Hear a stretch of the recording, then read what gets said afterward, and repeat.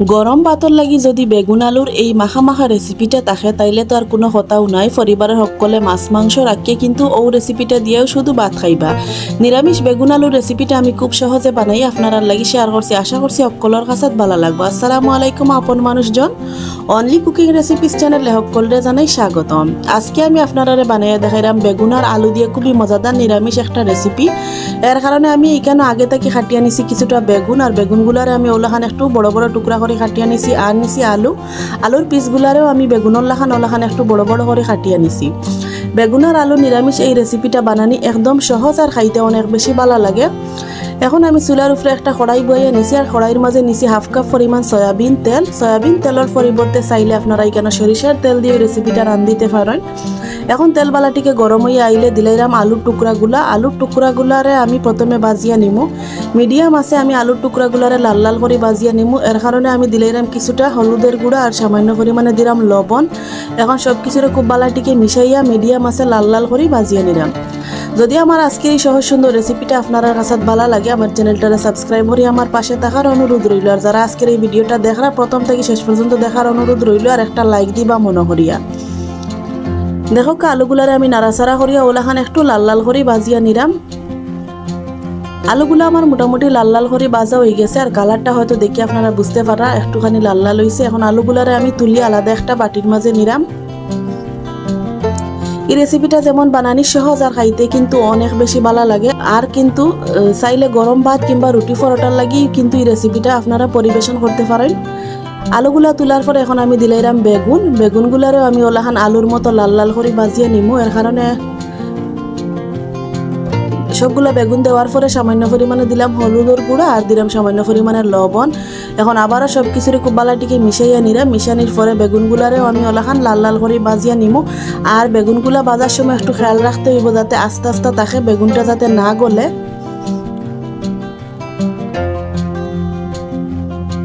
আলতোভাবে আমি বেগুনগুলারে নাড়াচাড়া করিয়া দিলাম, আর ওলাখান মিডিয়াম আছে বেগুনগুলারেও লাল লাল করে বাজিয়ে নিলাম। দেখো আমার বেগুনগুলা কিন্তু মোটামুটি লাল লাল করে বাজা হয়ে গেছে, আর কালারটাও কিন্তু পাল্টে গেছে।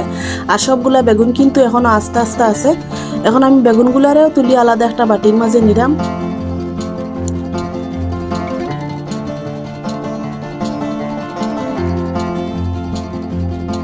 সবগুলা বেগুন আমার তুলা হয়ে গেছে, আর ও তেলের মাঝে আমি বাকি রান্নাটাও রানবো। এখন দিলাম 2টা তেজপাতা আর দিলাম 2টা এলাচ আর হাফ চামচের মতো দিছি আস্তা জিরা। এখন সব কিছুরে নাড়াচাড়া করিয়া একটু বাজিয়ে নিমু যাতে খুব সুন্দর একটা গ্রান চড়ায়। এগুলা বাজা হয়ে গেলে দিলাইরাম কিছুটা চেঁচা কাঁচামরিচ আর দিলাম কিছুটা গ্রেট করা আদা।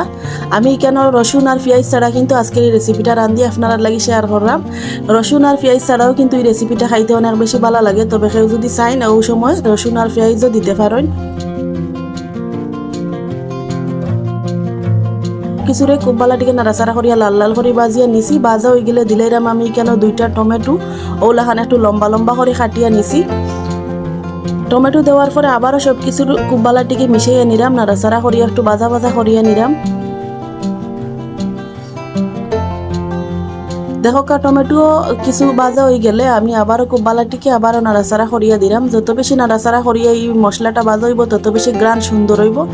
এখন মশলাটা যাতে না ফুড়ে এর কারণে সামান্য পরিমাণে দিছি পানি দেওয়ার পরে এখন শুকনো মশলা দিলাইরাম। প্রথমে দিছি হাফ চামচ হলুদের গুঁড়া, হাফ চামচের চাইতে একটু বেশি লাল মরিচের গুঁড়া, আর দিলাম আমি কেন গরম মশলার গুঁড়া হাফ চামচ, আর হাফ চামচ দিলাম ধনিয়া গুঁড়া। এখন সবগুলা মশলা খুব বালাটিকে মিশাইয়া নিলাম, আর আমি মশলাগুলারে খুব বালাটিকে একটু কষাইয়া নিমু। ডাকনা দিয়ে ডাকিয়া 3 থেকে 4 মিনিট মশলাগুলারে আমি খুব বালাটিকে কষাইয়া নিলাম।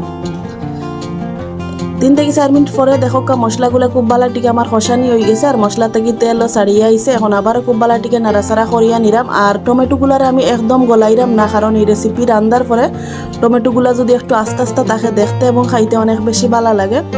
এখন আমি কেন দিলাইরাম প্রথমে আলু দেওয়ার কারণ হইল কারণ আলুটা একটু শক্ত, এর কারণে প্রথমে আমি আলু একটু কষাইয়া নিলাম। আর আলুটা বাজার পরে কিন্তু নরম হয়ে গেছে, তারপরেও আমি আলুটা প্রথমে কষাইয়া নিলাম। একটু ডাকনা দিয়ে ডাকিয়ে 2-3 মিনিট আলুটারে কষাইয়া নিলাম। 2-3 মিনিট হয়ে গেলে আলু এখন আমি ডাকনাটা সরাইয়া আলুগুলারে আবারও খুব বালাটিকে মশলার লগে মিশিয়ে নিলাম। আর দেখো কা মশলার লগে খুব বালাটিকে আলুগুলা মিশানোর কারণে একদম মাখা হয়ে গেছে। এখন আমি দিলাইরামি কেন বেগুনগুলা দেওয়ার পরে এখন আলতোভাবে নাড়াচাড়া করতে হইব, না হয় বেগুন আর আলু এখন সিদ্ধ করা আছে, না হয় এগুলা ভাঙ্গিয়ে একদম কিন্তু গুঁড়া হয়ে যাব, দেখতেও সুন্দর লাগতো না আর খাইতে তেমন ভালো লাগতো না। ওখানে একটু আস্তে আস্তে থাকলে ভালো লাগবো। এখন দিলাইরাম আমি কেন পরিমাণ মতো লবণ, যেহেতু আমি বাজার সময় লবণ ব্যবহার করছি এর কারণে একটু পরিমাণ বুঝিয়ে লবণ দিতে হইব। লবণ দেওয়ার পরে আবারও খুব বালাটিকে নাড়াচাড়া করিয়া একটু মিশাইয়া নিলাম। আর মিশানি হয়ে গেলে ডাকনা দিয়ে ডাকি আমি 4 থেকে 5 মিনিট মিডিয়াম আছে রানমু। আর এর ফাঁকে ফাঁকে আমি একটু ডাকনা সরাইয়া নাড়াচাড়া করিয়া দিব, না হয় তলানিত লাগি যাব। দেখো কা 4 থেকে 5 মিনিট পরে আপনারা দেখাইলাম কিলাখান হইছে, তরকারির কালারটা কত সুন্দর আর সব কিছু কিন্তু মশলার লগে একদম মাখামাখা হয়ে গেছে। আর বেগুনও আলু কিন্তু এখনো আস্তে আস্তে আছে। আর এখন দিলাইরাম ধনিয়া পাতা কুচি, আপনারা না চাইলে ধনিয়া পাতা কুচি নাও দিতে পারেন। এখন ধনিয়া পাতা কুচি দেওয়ার পরে আবারও খুব বালাটিকে সব কিছুর লাগে মিশাইয়া নিলাম। আর দেখিয়া হয়তো বুঝতে পারা কিলাখান হইছে, অনেক বেশি লোভনীয় হইছে এই তরকারিটা মাশাল্লাহ। এখন ডাকনা দিয়া ডাকিয়ে আমি একটু সময় রাখি দিলাম, তারপরে আমি পরিবেশন করবো। দেখো কা এখন আমি আপনারা পরিবেশন করিয়া শেয়ার করলাম কতটা সুন্দর লাগে আর কত কম সময়ে কিন্তু সহজ উপকরণে কিন্তু রান্না যায়। বাসা বাড়ির যেগুলা মশলা আছে এই মশলা দিয়ে কিন্তু মজাদার এই রেসিপিটা আপনারাও চাইলে বানাইতে পারেন, যে কোনো সময় সকালে অথবা কিন্তু দুপুরও খাবারের সময়। আর গরম ভাত কিংবা রুটি পরোটার লাগি চাইলে আজকের এই রেসিপিটা বানাইয়া খাইতে পারেন। তো কিলাখান লাগলো আমার আজকের এই রেসিপিটা কমেন্ট করিয়া